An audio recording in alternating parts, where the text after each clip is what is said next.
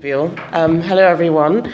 I'm really delighted to be here. This is such a friendly crowd, so not as nervous as I was this morning.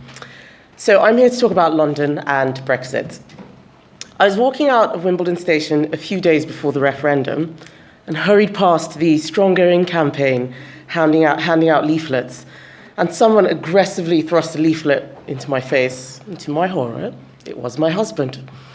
I ran off laughing, refusing to make eye contact. The referendum had divided our household, and my husband confidently predicted a Remain win, judging from how enthusiastic people on the trains were. And if you live in London, the possibility of leaving the EU seemed so remote, laughable even. And yes, my friends actually did laugh at me for even thinking, let alone wanting it to happen. And I was shocked and surprised by the result, but they were traumatized. And what for us had been a campaign for decades to leave the EU was for my non-political friends a 6-month period of madness that everyone would come to regret.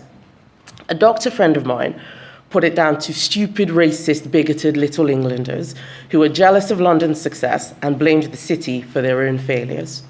If the people of Little England aren't happy with their lot, then they need to grit their teeth, pull their socks up, and work harder to compete with EU immigrants.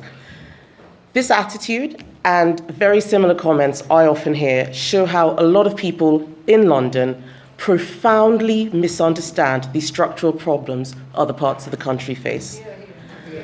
How can a factory worker supporting a family of 4 compete with a young single migrant prepared to work for less than the minimum wage?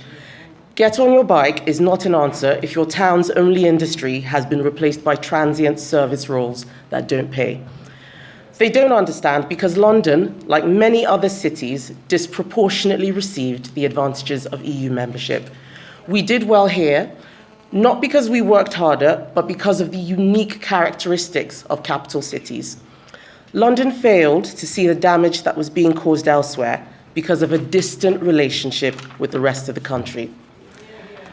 Middle-class Londoners, including those on the left, so critical of banking, now bang on about the damage to our financial services industry. And where were they, when there were job losses in other parts of the country from, let's say, from EU fishing policies? They had nothing to say about that. And now they've totally done a 180-degree reverse turn in terms of EU jobs. We need a closer and better relationship to make a success of Brexit. People voted leave for different reasons: sovereignty, immigration, globalization, and differing views on culture and identity. On each of these issues, London appears diametrically opposed to the rest of the country. A city-state with high employment, comfortable with supranational regulation, welcoming immigration and multiculturalism, and which has enjoyed all of the benefits of globalization and economic liberalization. Good. So London was one of several cities that voted Remain, but it was the only region in England to do so. The largest petition I've ever received as an Assembly member was after the referendum to declare London a city-state that would leave the UK and remain part of the EU. Immediately after the results, tons of these things were coming in. The first instinct for a lot of people was to break up the country rather than leave this regulatory union. This is crazy. Like my husband, many of the 48% of Remain voters understand why we voted leave, and they've accepted the result. However, there is still a subset of people who feel that they are smarter, more tolerant, more productive, more interesting, and even better looking than everybody else. And this provokes an equally visceral reaction of irritation with an elite that is out of touch and the cause of many, if not all, the problems experienced elsewhere. But even though London voted to remain, it is still best placed to benefit from a stronger relationship with the wider world after Brexit, as I'm sure many of the other speakers have alluded to. But let's start by repairing the relationship between London and the rest of the country. And I believe that there are 2 key issues we must address to close this gulf. Firstly, the liberal metropolitan elite really needs to change the way it thinks and talks about identity. Secondly, some Brexiteers need to get real. Brexit is not a magic bullet, and we must lead the way in tackling the root cause of problems which Brexit alone can't fix. But let's talk about identity, or more accurately, identity politics. The British left has changed from a movement for the working class into a campaign group obsessed about race, gender, and sexual identity. But identity politics doesn't unify. It sets people against each other. We've moved to a hypersensitive world where everyone is in a different team: gay groups, black groups, women's groups. The left then mobilizes these groups into temporary alliances, usually against white middle-class men. And as a black woman, I can't even be on any of those teams. I'm intersectional, so I need to be on the black women's team in case the women in the women's team are racist to me, the white women there are racist to me, or black men are sexist to me. So I need to have my own special group to be protected. Diversity used to be inclusive. Now, more often than not, it's used to exclude.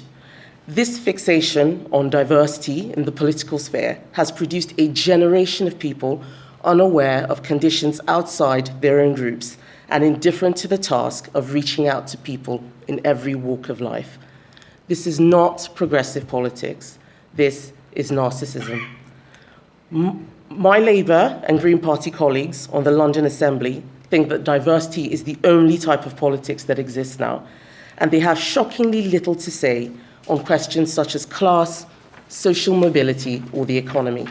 This is why we can have a situation where journalists can openly say the people who voted Brexit are stupid, reactionary, uneducated racists. Yeah, that's me that they're talking about. They don't know people who aren't like them, and they don't want to know them. This is not to ignore the great achievements that we've made in racial, gender, and sexual equality over the last decades. Far from it. Things are better now than they have ever been. But you would think from today's rhetoric that the world is currently at its most racist and sexist. Healthy politics is not about difference. It is about commonality, common goals, and yes, common fears and common worries. This is a golden opportunity for the right to capture the country's imagination and present a vision about our shared future. The second way we can repair this damaged relationship is to manage that view of Brexit as a magic bullet that will fix all sorts of unrelated problems. The more people believe this, the more disappointed and disillusioned they'll be, and the less likely we are to have a successful, positive Brexit. Yes, uncontrolled immigration is an issue, but even if we closed our borders right now, we have a skills problem in many regions, including London, that we haven't even begun to solve. Yes, sovereignty is also an issue. However, no one forced the UK to gold plate many of the EU regulations that cause problems. And if you want to see bad regulation in progress, there are many examples in Sadiq Khan's City Hall, where short-term virtue signalling policies are storing up problems for the future. The mayor has brought in regulations, for example, that will tax Londoners more to drive in the capital, but which his own advisors say will have a negligible effect on emissions.